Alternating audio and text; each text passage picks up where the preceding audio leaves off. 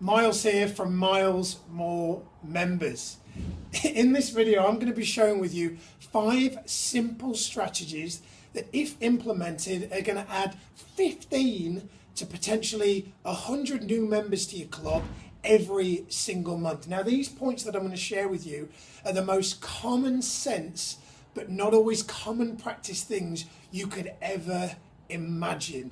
So these things are probably not going to blow your mind, but you're going to hear them and you're going to think, we should be doing those things all the time, but maybe we're not.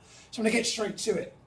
The first thing that you need to do when people walk through the door is you need to find out their name. Now, this is so straightforward, and yet this point gets missed more than any other. A friend of mine owns a club in East London, and a guy came in for a tour recently. He came in, he was a little bit defensive, he was kind of in a bit of a hurry, and I said to him, my name's Miles, sorry, what was your name? Kind of put my hand out for a handshake. And he said his name was Andrew. Now, Andrew had like an Eastern European accent. So I said to him, Andrew, is it really Andrew, or is it? Because I've spent a little bit of time in Central and Eastern Europe, and I've found that generally speaking, people with an Eastern European accent don't have the name Andrew. Their name is actually something a little bit more kind of, Eastern European Andrew. So I kind of said to him, is it really Andrew? And he said, well, no, it's not, but it's easier to say than Andrew. So I said to him, well, what is it? Tell me what your name is. And he said, my name is Andrus. So I sort of said, I spent then about a minute kind of trying to say his name. I was getting it wrong, but eventually I managed to get the name right. Pan forward 5 or 6 weeks, the rapport that Andrus and I now have is phenomenal. And that all stemmed from my willingness to find out his name, his actual accurate Lithuanian-born name, and use that name. Names are the most important part of the rapport building process when it comes to showing someone around in the gym, because that is a person's most precious possession. I love the sound of my own name. Heck, I call my business Miles More Members. That's how much I love my name. Your name is such a precious thing to you. I know that. So when people walk through the door, you want to tell them your name, you want to find out their name, and wrap their name up in cotton wool and use it throughout the tour. Such a common sense, but not always common practice thing that you want to make sure that you're implementing as your first order of importance when a person comes through the door. The second thing that you want to do is you want to profile a person. Now, in my second year of gym sales, I've been doing gym sales now for over 10 years. I've sold in excess of 7,000 memberships across about 115 different health clubs all over the country. I had a tour when I was 21. A lady came into the door. I don't remember her name, but she was very guarded, very defensive. She said she didn't have a lot of time. She just wanted a quick tour. She didn't want to build conversation with me and have a chat about goals. Now, I must have been a bit of a weird mood this day, because at this point in my fitness sales journey, I kind of was in it for the money. I wasn't admittedly too bothered about those people who were uninterested in me. I just wanted to join the easy ones. But this particular woman, for some reason, something in me made me make more of an effort. And in making more of an effort, she actually started crying, and I didn't make her cry, just to clarify, but she started crying because her words were, no one has ever shown this much interest in what it is that I actually want to achieve before. Now, I'm going to talk you through now what I actually did and why I did it. Profiling a person when they walk through the door is, in a nutshell, you showing that you care. You showing that you're genuinely interested in helping that person achieve what they want to achieve, and you're not just there to give them the generic gym show round. So what did I do? Let's talk you through some of the questions that I used. I asked her if she'd been a member of a gym before. She said yes. I asked her if she got results at that gym. She said no. I asked her why she didn't get results. She told me.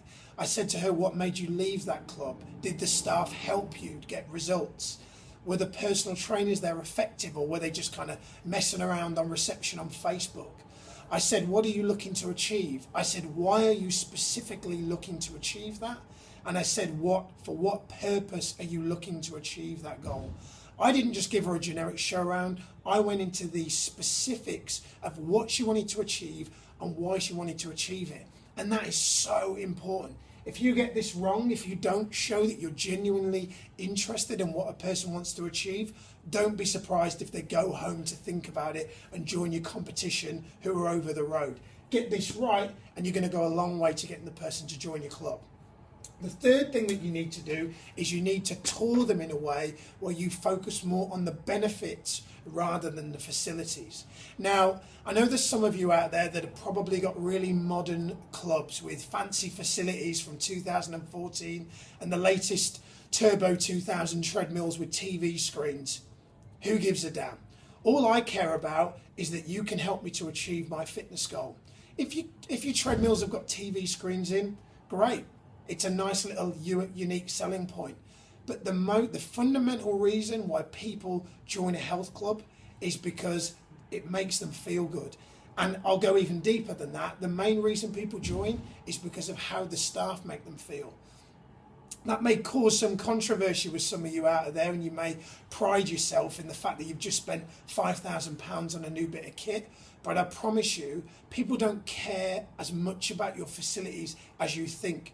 Most people, I would argue 98% of people, are more interested in what the facilities actually do in regards to the benefit that they bring them. Young guys join a gym with free weights because they want to build muscle.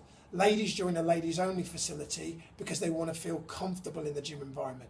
It's never about the facilities, it's about the benefits. So when you show someone around, talk in terms of specific outcomes that they can achieve from your facilities and not just give them the generic kind of museum tour that a lot of people show people around when they visit a gym. Here's an example. Lady called Sue, I'm making that up, but a lady came into the gym last week, said she wanted to tone up her bingo wings, which is the polite term for triceps, as I'm sure you know.